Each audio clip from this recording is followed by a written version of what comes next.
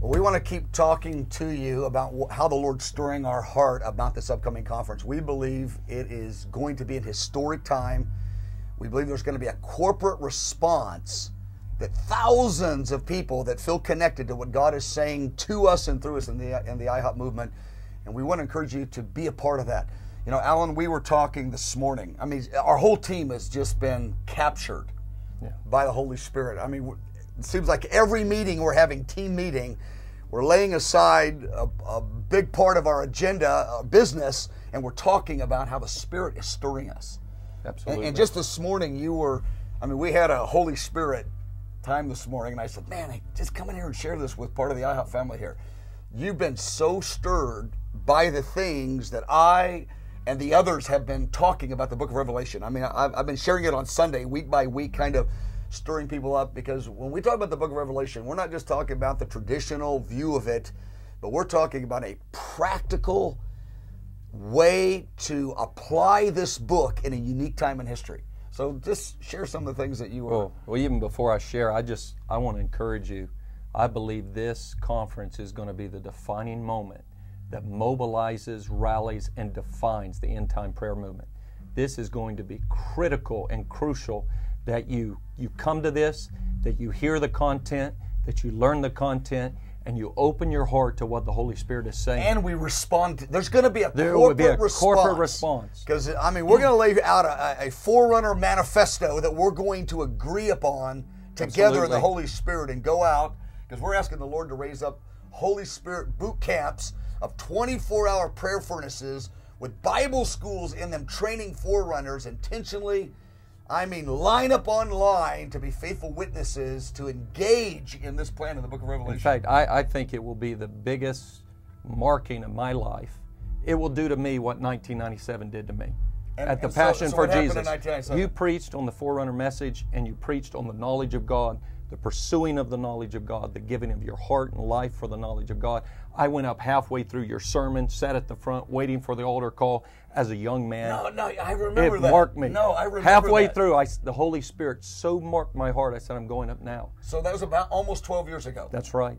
And now here I find myself, the same stirrings, that same zeal. God is marking our heart over this holy book, over God's end-time purposes, what He's going to accomplish, how He's going to use the church, what He's going to do through us and partnering with us. I'm undone. In fact, you said a couple phrases that just have pierced me. Yeah, just I have lay not them recovered. out and just talk to them about a minute, and then we're going to bring this to an end, and then we're going to pick up with this in our next podcast. You know, when you hear the book of Revelation, most people think great tribulation in the sense of, oh boy, here's what we got to go through. Yeah, most people are trained to dread the Great Tribulation. Absolutely. I hope I'm gone, or either if I'm here, I hope I'm kind of secluded from it. In a cave somewhere. In a cave somewhere, and I got enough vegetables and canned goods to make it through the 3.5 years.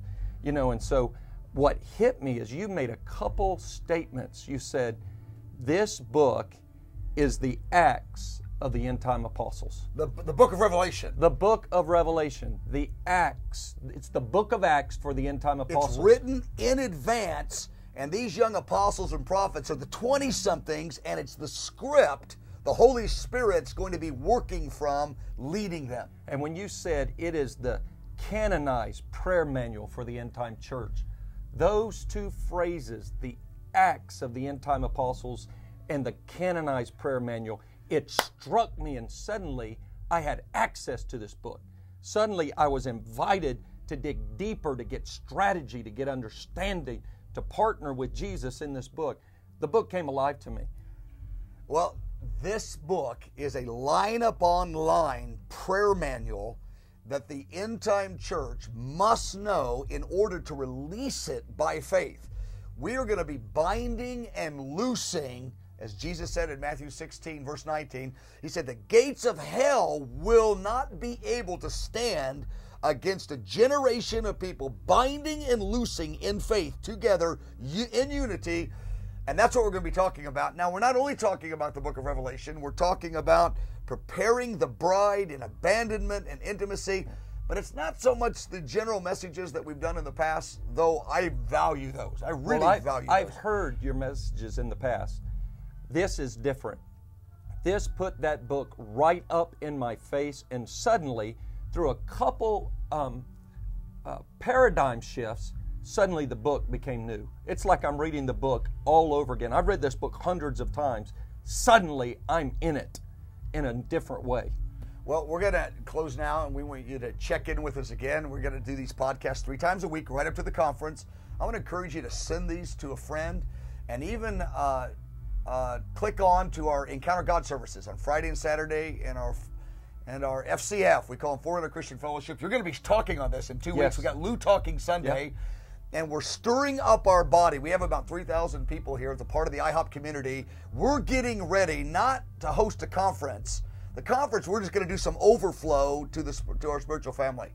But we're getting ready to see something new in our history. This is one of those Malachi 3 moments. Those who feared the Lord spoke to one another, and a book of remembrance was written on their behalf. Yeah, this is one of those times.